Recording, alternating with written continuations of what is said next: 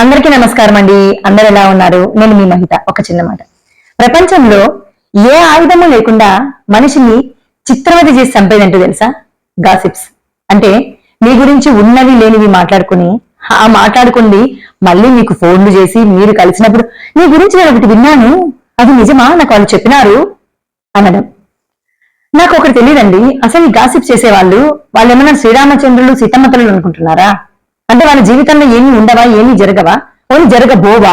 అంటే వాళ్ళ లైఫ్ ఏదో పర్ఫెక్ట్ అయినట్టు, యువతల వాళ్ళ లైఫ్ లో అన్ని కష్టాలే ఉన్నట్టు, వీళ్ళు అన్ని తప్పులు చేసినట్టు అన్ని వన్ సైడెడ్ గా మాట్లాడుతుంటారు. ఎందుకలాగా? నిజం తెలుసుకొని, రెండు వైపులా నిజాలు తెలుసుకొని మాట్లాడండి. నేను నీ గురించి అలా విన్నాను, నువ్వు అలాంటి దానివే, అలాంటి వాడివే, నువ్వు ఇలాంటి వాడివే, ఇలాంటి వాడివే దానివే అని ఎలా క్వశ్చన్ చేస్తారు మీరు? Are you perfect in your life? నువ్వు అన్ని నిజాలు మాట్లాడుతున్నావా? నువ్వు అబద్ధాలు ఏం చెప్పవా? నువ్వు అసలు తప్పులే చేయవా? నీ తప్పులు నీకు ఎన్ని ఉంటాయో నీకు ఎవరు చెప్పేదాకా తెలియదు. బట్ నువ్వు ఇంకో తప్పు ఎతకడం అనమాట.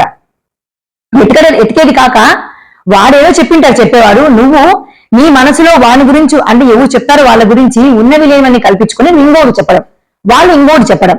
అంటే మొత్తానికి అక్కడ వాడు చెప్పింది ఏదో ఉంటుంది, కన్వే చేసేది వేరే ఉంటుంది. ఈ మధ్యలో ఏమైతుంది, ఇవన్నీ వీళ్ళ పర్సెప్షన్స్ వాళ్ళ గురించి. సో వీళ్ళ పర్సెప్షన్స్ అన్ని రుద్దేసి అట్లా చెప్పినాడు ఇట్లా చెప్పినాడు అని మళ్ళీ వీళ్ళు వాళ్ళ గురించి మాట్లాడుకోవడం. ఏంది ఇదంతా? ఆల్రెడీ ఎన్నో పాపాలు తెలియకుండా మనం చేస్తుంటాం. తెలిసి పాపాలు చేయకండి.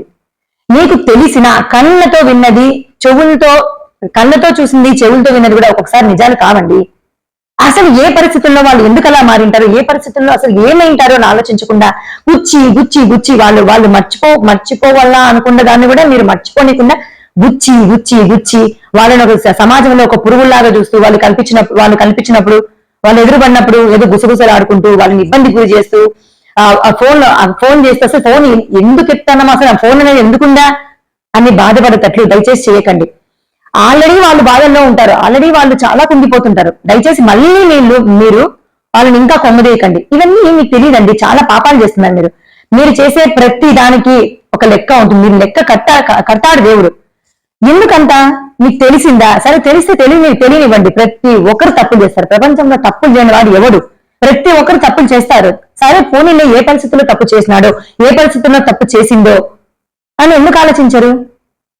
మీ జీవితాల్లో ఇలాంటివి ఏమి ఉండవా? మీ జీవితాలు పర్ఫెక్టా? Nobody is perfect.